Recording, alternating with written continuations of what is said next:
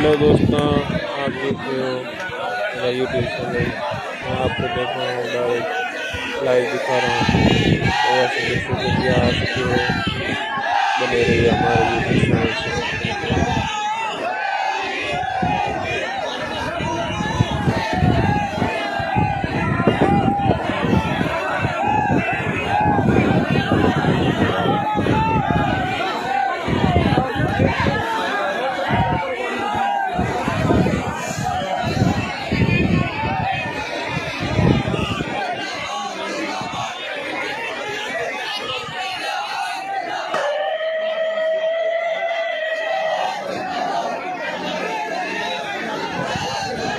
जय भीम दोस्तों, बने रहिए हमारे चैनल से ताज़ा लाइव अपडेट देखने के लिए।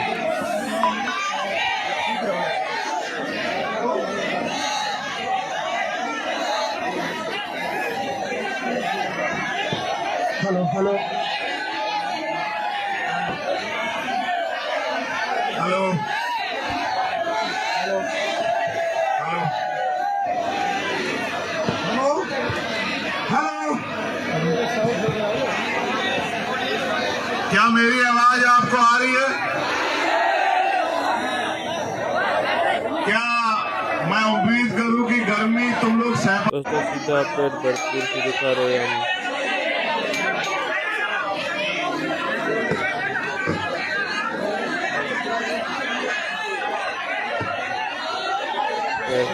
रिटायर होने के बाद भी हमारे दोस्तों ने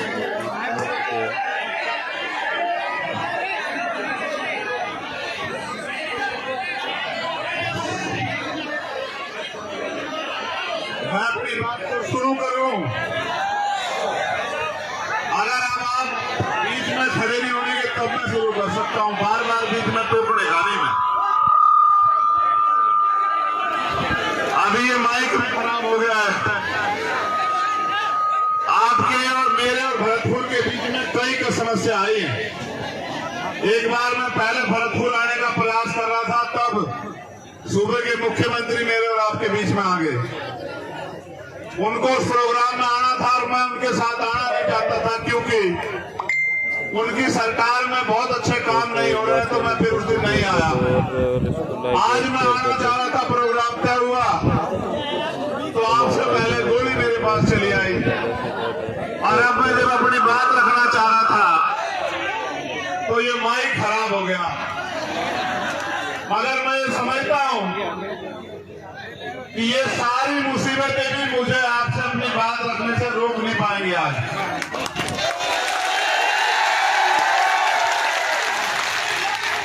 सामान्य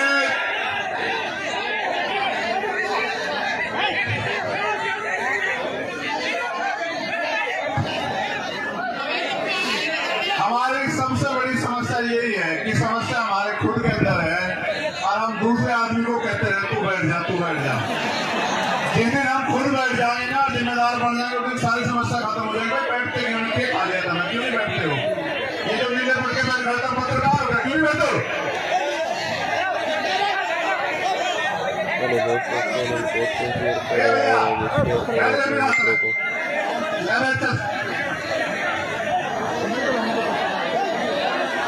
कोई जिम्मेदार नहीं है थाने आ यार भाई ने मीडिया वालों को बिठाने के बजाय ने बिठाने के पट्टे वालों को आज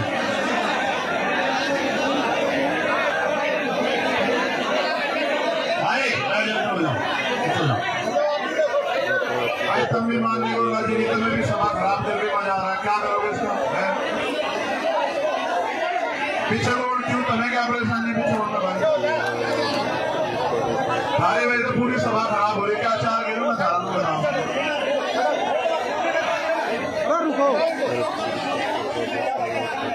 हमारे यहाँ तो मीडिया के भेष में आ रहे हैं गोली चलाने वाले। क्या ये तो हमारी हिम्मत देखो, तो मैं छाते में खड़े कर रखे हैं। आपको देखो, हो जाओ यार पीछे को, जो लगा पीछे करवाने पड़े फिर भाई हो जाएगा सारा काम, करो बुरा लगेगा। सारा सभा खराब कर रहे हो, फिर टाइम की कीमत है नहीं है। भाई बैठ जाओ, चलो बात सुन लो। क्या बैठ जाओ तुम लोग, बैठो भाई, बैठ जाओ।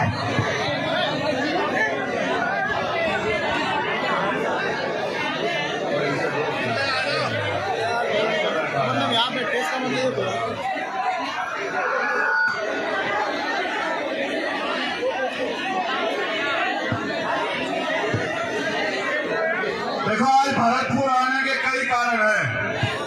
पहला कारण ये है, ऐसे समय में भी जब मैं अस्वस्थ था और मुझे मना भी किया गया कि आपको जाना नहीं, और तमाम तरह की विरोधियों द्वारा भी मेरे खिलाफ षड्यंत्र किए जा रहे हैं, फिर आज मेरे कंधों पे जिम्मेदारी थी कि मैं यहाँ आपके बीच आऊं, और मैं अपनी 1 मिनट भी अब किसी को कुछ कहने में खराब नहीं करना चाहता। मैं आपसे बात करना चाहता हूं। उसका एकमात्र कारण ये है कि आप अपनी मेहनत की खून पसीने कमाई लगा के यहाँ काम छोड़ के आए, और आप यहाँ से मेरी बात को सुन के ना जाओ और उस पर अमल ना करो, तो इससे आपके जीवन में कुछ नहीं बदलने का और मेरा भी कुछ भला नहीं होने का।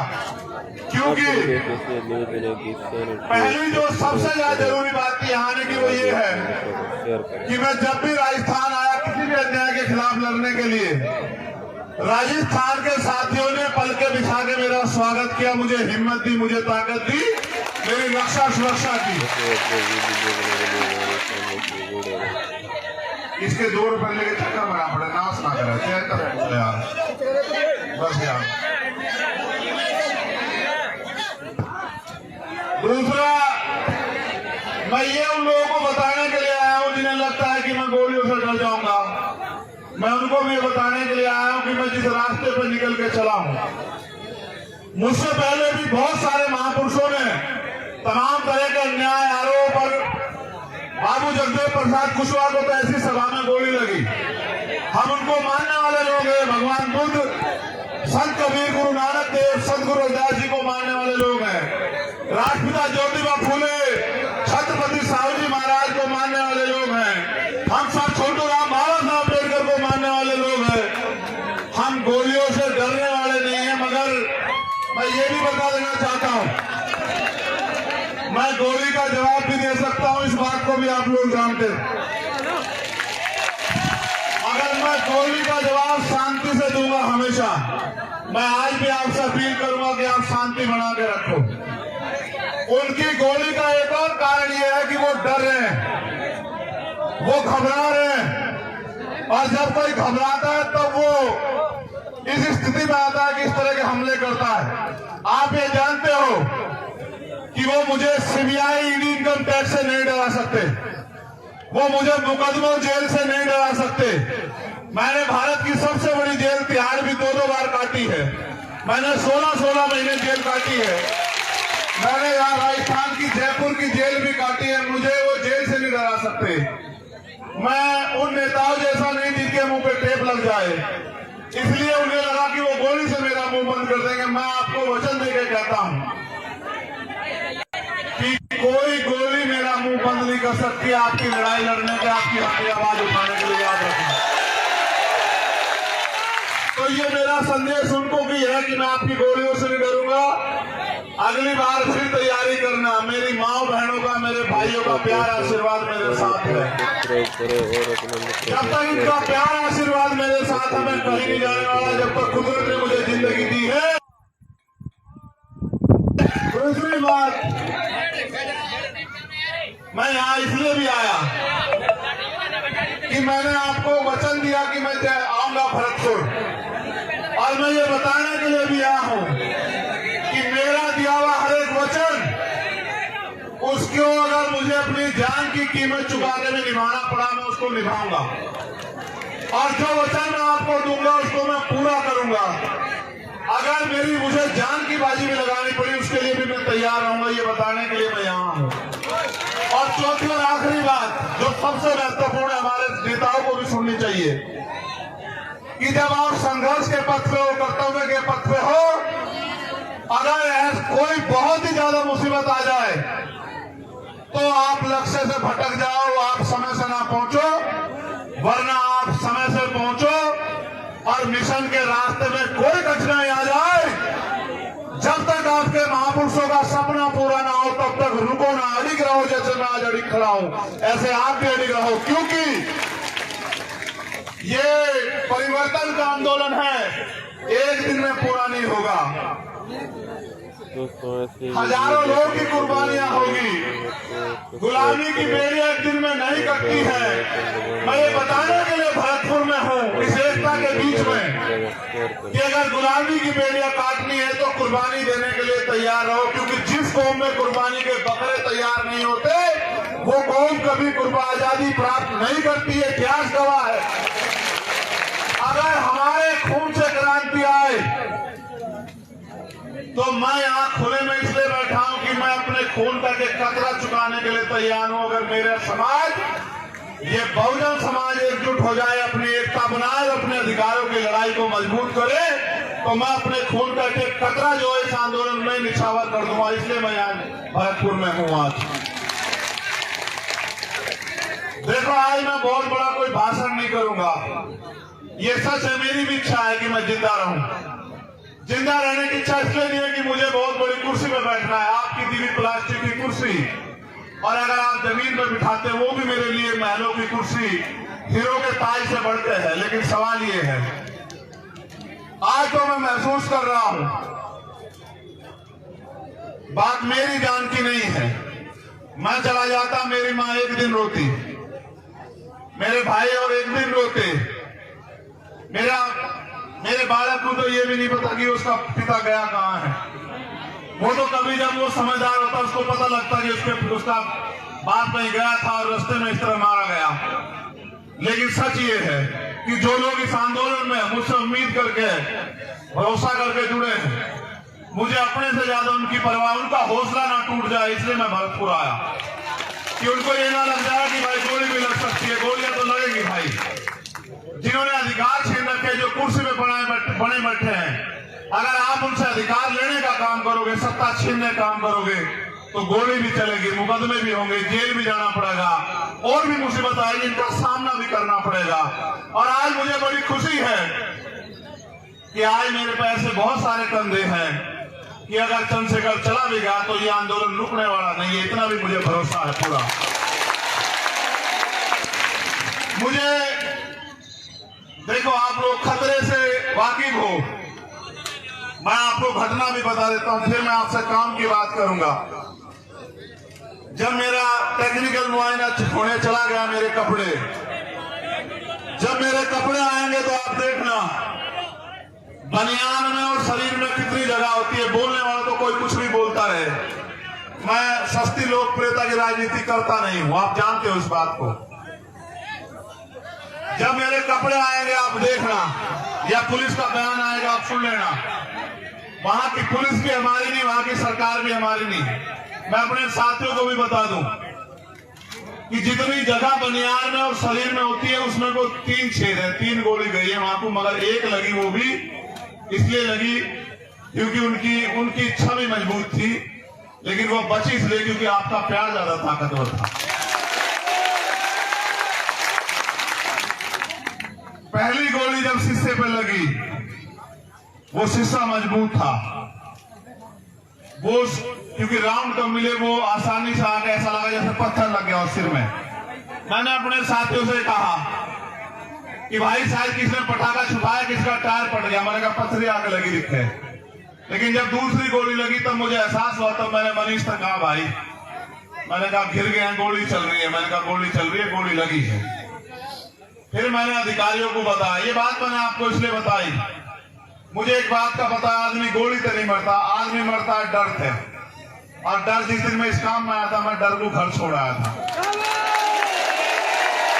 अगर डर में रहूंगा तो लोहे के बक्सों में रहूंगा, लोहे के बक्सों में रहूंगा, थारे किसी काम नहीं आ सकता।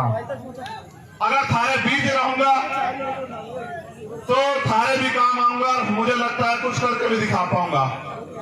तो मुझे, जैसे मेरी जान को खतरा है, पूरे भारत में भीम आर्मी आजाद समाज पार्टी के माध्यम से, और हमारे बहुजन पत्रकार भी, ये भी बात कहनी पड़ेगी, हमारे पत्रकार जो बहुजन समाज के हैं भाई, या जो ईमानदार पत्रकार हैं देश में, या जो ईमानदार से लड़ाई लड़ रहे हैं, भीम आर्मी आजाद समाज पार्टी के लोग, या किसान सभा के लोग, या हमारे जाट महासभा के लोग, या अन्य कोई बहुजन संगठन जो ईमानदार से लड़ाई लड़ रहे हैं, उन सबकी जान को खतरा है। आप मेरे लिए सुरक्षा की मांग कर रहे हो, मैं यहां भी सुन रहा था। कितने लोग सुरक्षा की मांग करोगे आप बताओ? और किस किस की सुरक्षा सुनिश्चित हो सकती है। इस सुरक्षा को सुनिश्चित करने का एकमात्र माध्यम है कि जो लोग सुरक्षा देने वाले हैं उनके हाथ आपके हो जाएं। जिनसे सुरक्षा मांग रहे हो उन कुर्सियों पे आप जाके बैठ जाओ। जिस दिन उन कुर्सियों पे आप बैठ जाओगे, ना चंद्रशेखर आजाद को खतरा होगा और ना किसी आम आदमी को खतरा होगा। चाहे राजस्थान हो या उत्तर प्रदेश, भयमुक्त शासन आएगा, भयमुक्त। हर आम आदमी, चाहे वो किसान हो, कामगार हो, मजदूर हो, कोई बहन हो, कोई बिटिया हो, कोई बच्ची हो, कोई बुजुर्ग हो, जब ऐसे लोग कुर्सी में बैठेंगे जो सबकी सुरक्षा चाहते होंगे, जिनका लक्ष्य होगा कि हर कमजोर को बुनियादी सुविधाएं, अधिकार, स्वाभिमान सम्मान की जिंदगी मिले, इंसानियत बनी रहे, तब जाके व्यवस्था बदलेगी। वरना आप नहीं कर पाओगे इतने लोगों की सुरक्षा। क्योंकि आज जो सरकार में बैठे हैं उनका एकमात्र लक्ष्य ये है कि जो भी आपके खिलाफ आवाज उठा रहा है उस आवाज को किसी भी तरह कुचल दो। अगर मुकदमों से डर जाए, मुकदमों से डरा दो। अगर पैसे से खरीद के जाए, पैसे से खरीद लो। अगर और कोई डर दिखा के सीबीआई, इनकम टैक्स का ताला लगता लगा दो उसके मुंह पे। और अगर इनसे भी ना घबरा रहा हो तो गोलियों से उसके सीने को छलनी कर दो। अभी वो गोली नहीं बनी जो आपकी ममता को चीर के पार निकल जाए, ऐसी गोली बनी नहीं है अभी। आप चिंता मत करो, मेरी बात पर गौर करो। अब जो बात मुझे आपसे कहनी है कि मेरा पसीने में यहां जो हाल है, आपका क्या हाल हो रहा होगा। फिर मैं आपके लिए क्यों कुर्बान ना हो जाऊं, आप बताओ मुझे। जो मेरे लिए टांग पर खड़े हैं, जो इस गर्मी में मोटे से मोटा लगा के सर में सर जोड़ के यहाँ जो अड़े बैठे हैं, घर में वे पंखे के बगैर भी नहीं रहते होंगे, कूलर के बगैर भी नहीं रहते होंगे। अगर वो मेरी बात पे इकट्ठे खड़े हैं तो उनके लिए मैं क्यों ना कुर्बान हो जाऊं, आप बताओ मुझे। क्या ऐसा कारण हो कि मैं कुर्बान ना हो जाऊं। देखो भाई, थम जा, बैठ जाना, बैठ जा। खुदारा जी की सुरक्षा में हो, उसे ना कुछ हो सकता। मर्द का तो बैठ जा, बैठ जा।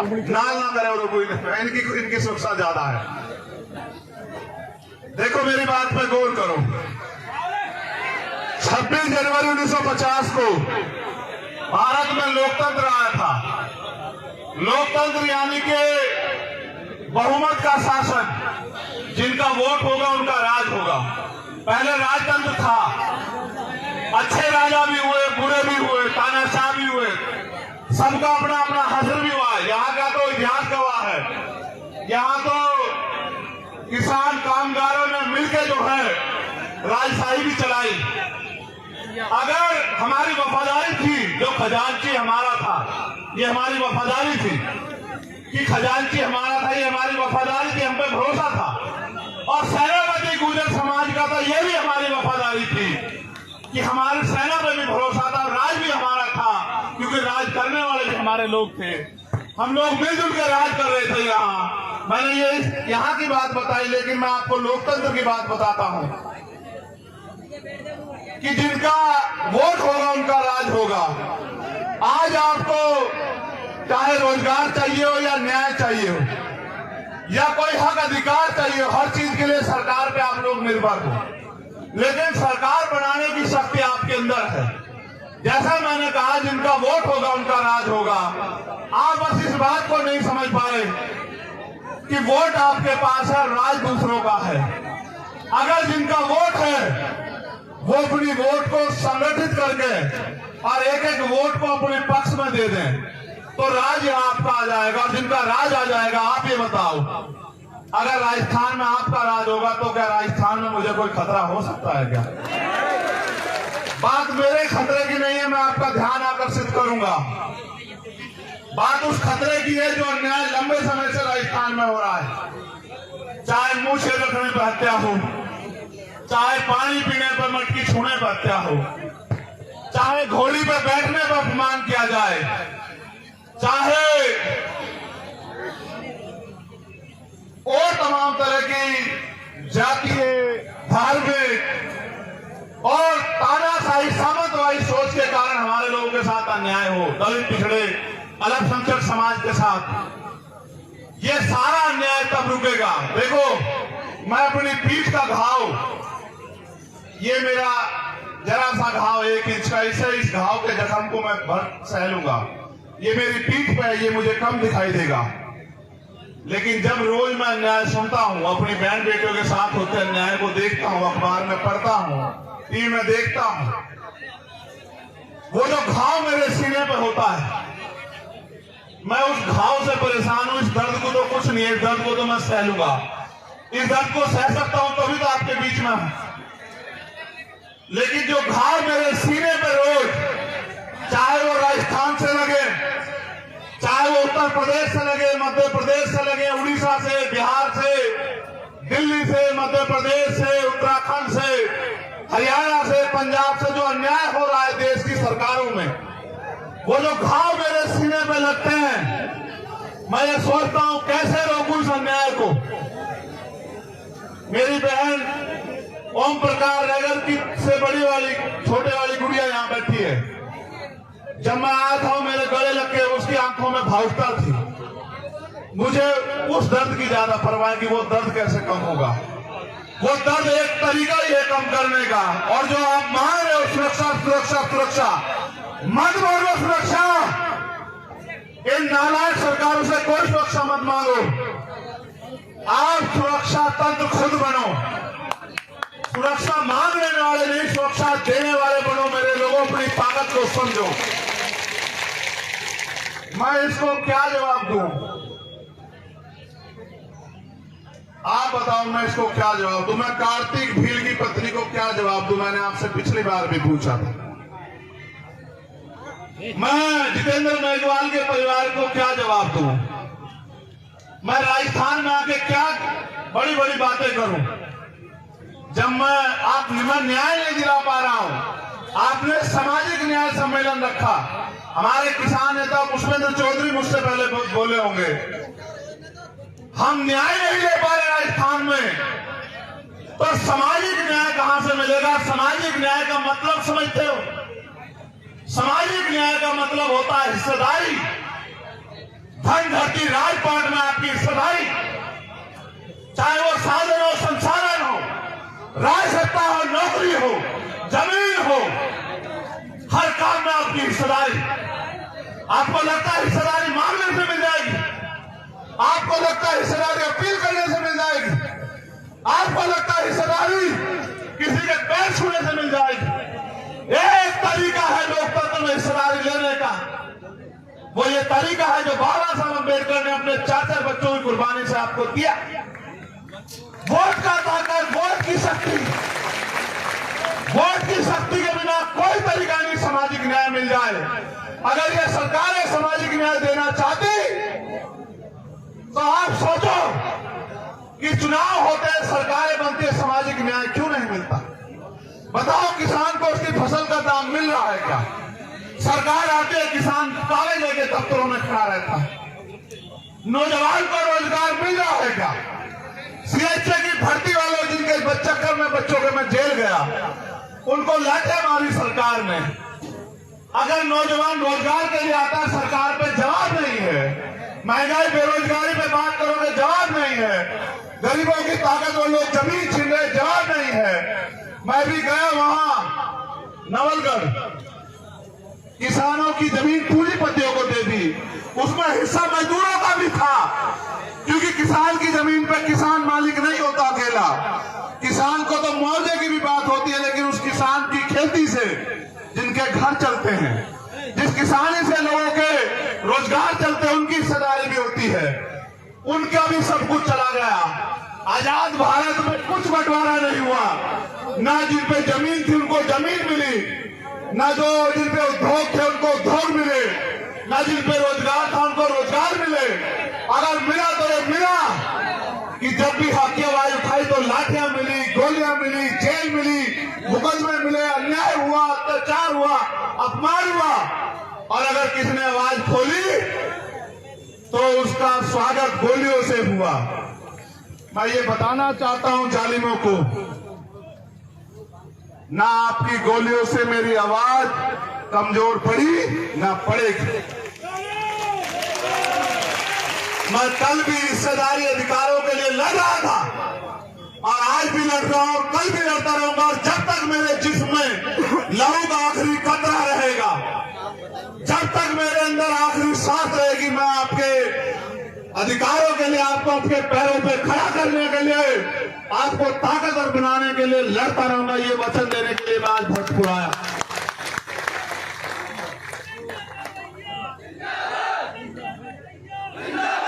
एक खबर मेरे हाथ में दी है, पुलिस के लोग यहाँ होंगे। करौली जिले के 4 लड़के भी भरतपुर पुलिस ने थाने बंद कर दिए हैं। वो बस में खड़े छत पे नारेबाजी हो रही थी, तुम इतने मत गिरो, यहाँ के लोग हो, इस सरकार के लोग हो। ये लोग जिस दिन, मैं कह रहा हूं ना, जिस दिन ये क्रांति यहाँ से जन्म लेगी, तुम्हारी सरकार भी उखाड़ फेंकेगी। इस बार याद रखना। क्या मेरे लोग को बंद करते हैं? क्या बंद करते हो मेरे लोगों को? क्या छत पे खड़े होकर नारेबाजी करना अपराध था? वो मुझे पता, वो छत पे क्यों खड़े थे। वो इसलिए खड़े थे क्योंकि मैं एम्बुलेंस में लेटा हुआ था, मुझे देखना चाहते थे, इसलिए वो छत पे खड़े थे। छत पे खड़े होने वालों को गिरफ्तार करते हो और मेरे लोगों को छत से फांसी का फंदा बांध के लटकाने वालों को माला पहनाते हो। शर्म करो। मेरे लड़ाई पुलिस से नहीं है। मैं जानता हूं ये सरकार के नेताओं के सहारे पे होगा, उन नेताओं के सहारे पे जिनकी जमीन खिसकेगी यहां से। मैं उनको ये कहना चाहता हूं, मैं भी मालिक नहीं, ये मालिक है जो सामने बैठे। ये मालिक है, ये लोकतंत्र है, जनता मालिक है। ये जनता जिसके साथ खड़ी है वो नेता है, ये जिसके पीछे खड़ी है वो आगे बढ़ेगा। कल तक ये आपके साथ थी, अगर ये मेरे साथ खड़ी हो गई, तुम्हें मुख्यमंत्री की कुर्सी के आसपास भी नहीं जाने देंगे मेरे लोग। याद रखना, मुख्यमंत्री गलतफहमी में मत रखना। और न रहना रहना हम हैं। पुलिस से हमारी कोई लड़ाई नहीं। पुलिस के लोग किसान कामगारों के बच्चे हैं, वो हमारे लोग हैं। वो अगर हमें लाठी भी मारेंगे तो ये सोच के मारेंगे कि अपने को लाठी मार रहा हूं। लेकिन याद रखना, सरकार से कोई हमारा रिश्ता नहीं। अगर सरकार के लोग हमारे लोगों से अन्याय कराएंगे, हम अपने लोगों की लाठियां खा लेंगे, लेकिन आपकी कुर्सियां खींच लेंगे भी। ये आप याद रखना। समय आ रहा है 2023 का।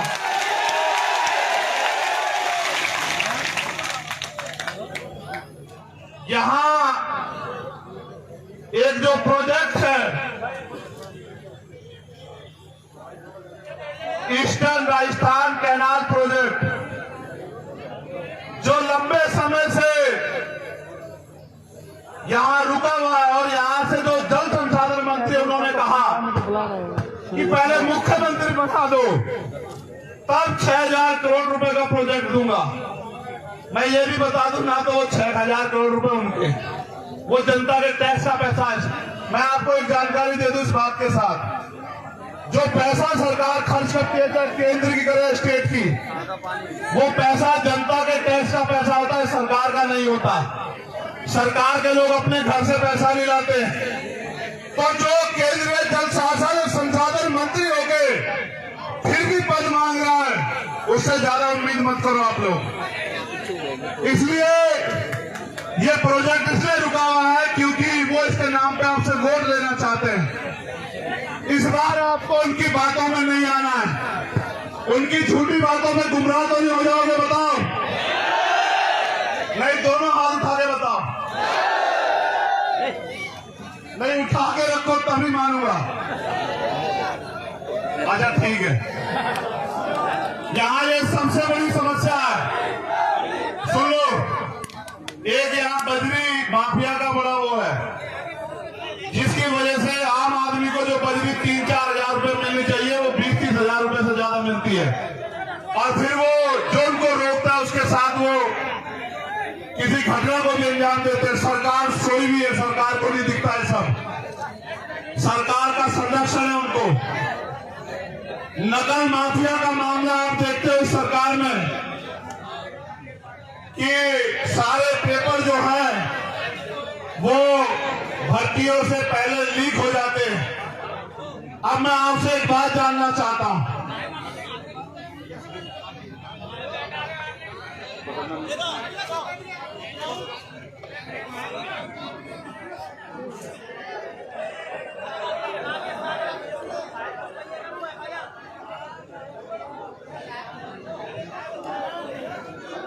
आप यहां क्यों आए हो? मैं आपसे जानना चाहता हूं। हल्ला मत बजाओ, ये राइट वाले बहुत नजदीक खड़े हुआ, देखो लोग 200 मीटर चैन से खड़े हुए। और मैं तुमसे कूलर के आगे बैठने से नहीं कह रहा, मुझे हवा की जरूरत नहीं, मगर चैन से खड़े हो जाओ। मेरे हिस्से की हवा भी तुम लो, कोई बात नहीं। मैं आपसे पूछ रहा हूं, आप यहां क्यों आए हो? यहां गोली भी चल सकती है आपके ऊपर, मेरे चक्कर में आपको भी नुकसान है।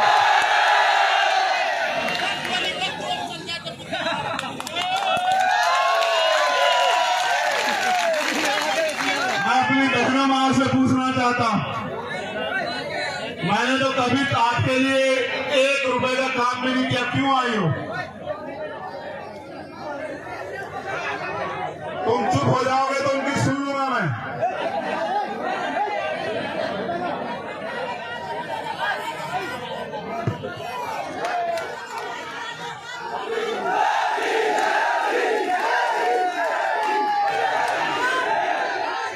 एक मिनट चुप हो जाओ। एक सवाल और है, ये गरीब, आपका ये गरीब खून जो है ना, ये खटक बहुत रहा लोगों की आंखों में। क्या ये आपका आशीर्वाद आगे भी मुझे मिलेगा? ऐसा तो नहीं जब अमीर आ जाएंगे तो अपने गरीब बेटे को भूल जाओगी, अपने इस भाई को भूल जाओगी।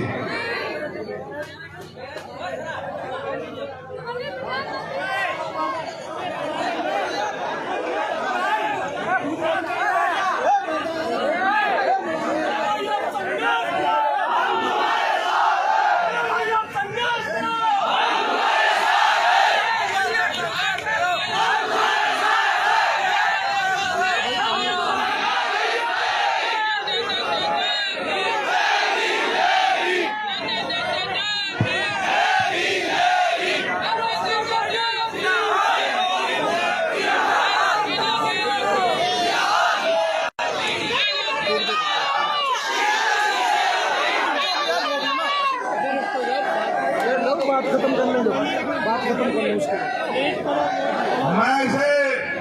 मैं आपका ज्यादा समय नहीं खर्च करूंगा, क्योंकि मुझे 7 घंटे का सफर लगेगा।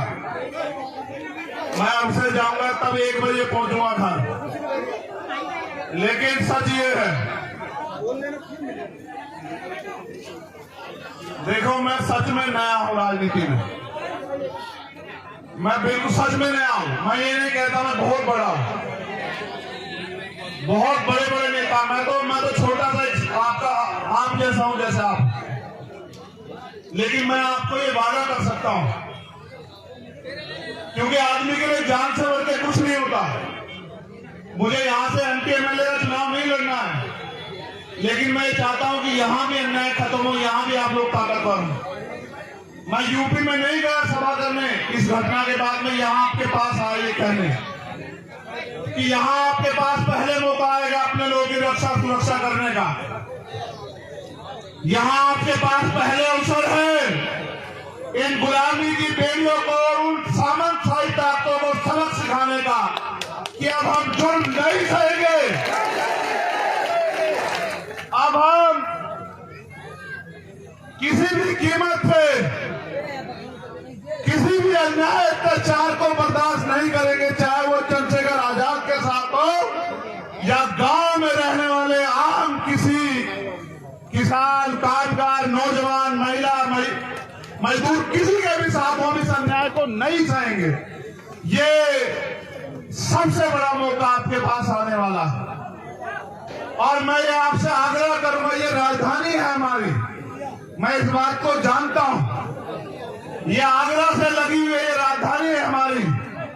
मैं आपसे अपील करूंगा, आपने मिट्टी के पुतलों को ताकतवर बनाया। मैंने आपसे पहले कहा कि सबके लिए अपनी जान कीमती होती है। लोग रोटी और जान के लिए जीते हैं। मैं अगर जीता हूं, अगर मुझे ये दूसरा जन्म मिला है, तो मैंने पहला जन्म भी आपके नाम सब कुर्बान कर दिया था और मेरा ये जन्म भी आपके नाम कुर्बान रहेगा। आप इस बात को जान लें। ना मैं आपके स्वाभिमान सम्मान, आपके हक अधिकारों से पहले समझौता करता आया और मैं आप करूंगा। मेरी जान जा सकती है, लेकिन मैं कभी आपके अधिकारों के को छुपने नहीं दूंगा। ये वादा करने के लिए भरत हुआ। मेरे जाने के बाद तमाम तरह की बातें होंगी, बस याद रखना। अगर आप ये सोचते हो कि आपके साथ यहाँ अन्याय है, वो मैं दिल से कह रहा हूं, आपके पीठ पे पड़ी एक एक लाठी चंद्रशेखर आजाद की पीठ पे पड़ी। जब कोई जालिम, देखो मुझसे लड़ाई क्या है मैं बता देता हूं। आपसे पहले नहीं होता था कि कोई ताकतवर किसी की बच्ची को नोच ले, किसी का अपमान करे, किसी को गलत निगाह से देखे, किसी को घोड़ी पे ना बैठने दे, किसी की मूछें रखने पे हत्या कर दे, किसी की मटकी छूने पे हत्या कर दे। अब से पहले नहीं होता था, लेकिन अब होता है कि अगर ऐसा कोई करता है तो वो मिनट से पहले जेल जाता है, उसका बाप भी उसको बचा नहीं पाता। होता है जो ये सोचते थे कि ये किसान कबीरे, दलित, पिछड़े, अल्पसंख्यक समाज के लोग, आदिवासी समाज के लोग उनकी जागीर है, उनके गुलाम है, इनका शोषण करना उनका जन्मसिद्ध अधिकार है। आज वो लोग मिनट से पहले जेल में जाते हैं, उनको सजा होती है। उनको ये चुभने लगा कि आज एक लाखों चंद्रशेखर खड़े हो गए हैं, आज हर गली में चंद्रशेखर है, इस भरतपुर में हजारों चंद्रशेखर हैं जो सीना तान के खड़े हैं, जो जवाब देना जानते हैं। ये उनको चुभने लगा। वो लोग अपनी सरकार के मंचों में बैठते कहते हैं जो कल तक हमारे जूतों के फीते बांधते थे, इस संविधान की वजह से हमारे सर पे चढ़ के बैठ गए हैं। ये वो कहते हैं। मेरी लड़ाई यह है कि संविधान में जो अधिकार आपको दिए वो सुरक्षित रहे और वो लागू हो और नए अवसर पैदा हो और भारतीय संविधान सुरक्षित रहे और बाबा साहब अम्बेडकर, सर छोटू राम और चौधरी चरण सिंह, चौधरी कुमार आर्य, कोतवाल धन सिंह गुर्जर, जननायक बिरसा मुंडा और मान्यवर काशीराम साहब के अधूरे सपने पूरे हों। यही मेरा सपना है, इसलिए मैं राजस्थान में हूं और मैं जानता हूं नहीं मुझे बोलने दो। मैं जानता हूं ये तभी पूरा होगा जब आपके हाथ मेरे कंधे पे होंगे और फिर ऐसा शासन आएगा जैसे राजा सूरजमल जी का शासन था, जहां सेना भी हमारी, जहां कोष भी हम पे और जहां राज भी हमारा और सम्राट अशोक जैसा राज, वो तभी आएगा जब आप एक हो जाओगे। बहुत बहुत धन्यवाद। आपके प्यार, आपके आशीर्वाद की अभिलाषा रखता हूं और ये उम्मीद करता हूं कि अब की बार आप मेरे हाथों को मजबूत करोगे और मेरे पीठ का जख्म बढ़ जाएगा, लेकिन मेरे दिल के जख्म को कम करने का काम करोगे, ऐसा मुझे विश्वास है। 20 अगस्त को जयपुर में हमारा महासम्मेलन है। मेरी निगाह रहेगी भरतपुर के क्षेत्र के लोगों पे कि वो मेरे सम्मान की रक्षा करने के लिए जयपुर जरूर आएगी। मैं भी आपसे वादा करता हूं, समय का कोई पता नहीं। मेरी लड़ाई किसी जाति धर्म से नहीं है। मैं मानता हूं हर जाति धर्म में अच्छे बुरे लोग हो सकते हैं, उनकी अपनी समस्या हो सकती है, लेकिन अगर सब ठीक रहा और मेरे अंदर जान रही, मैं आपका स्वागत करने के लिए जयपुर 20 अगस्त को जरूर आऊंगा। क्या हुआ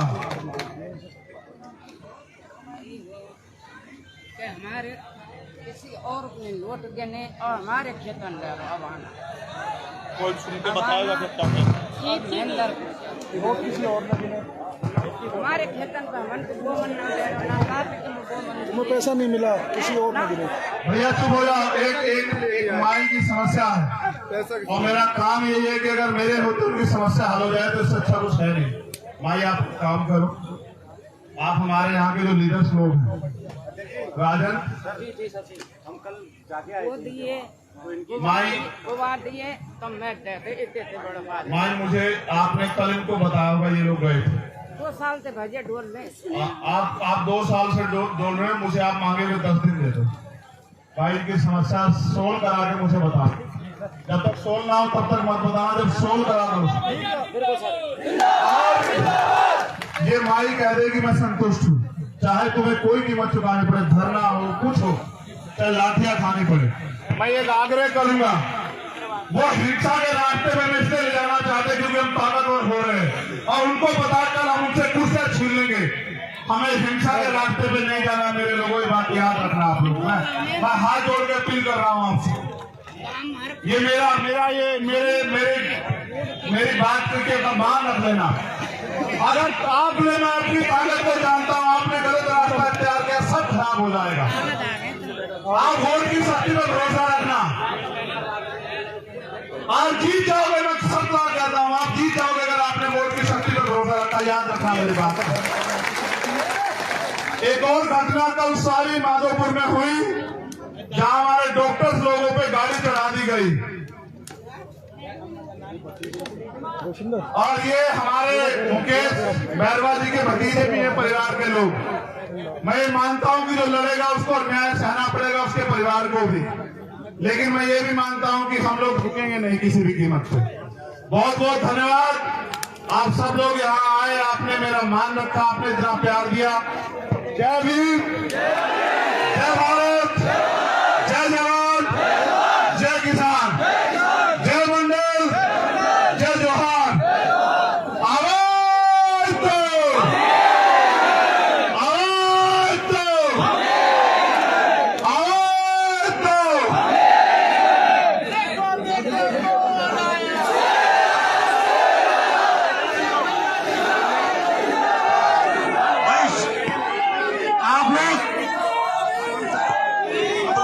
आप लोग शांति बनाए रखो, आराम से निकलना। देखो कोई भी जल्दबाजी नहीं, सब लोग ध्यान से जाना। अब शाम होने को भी है।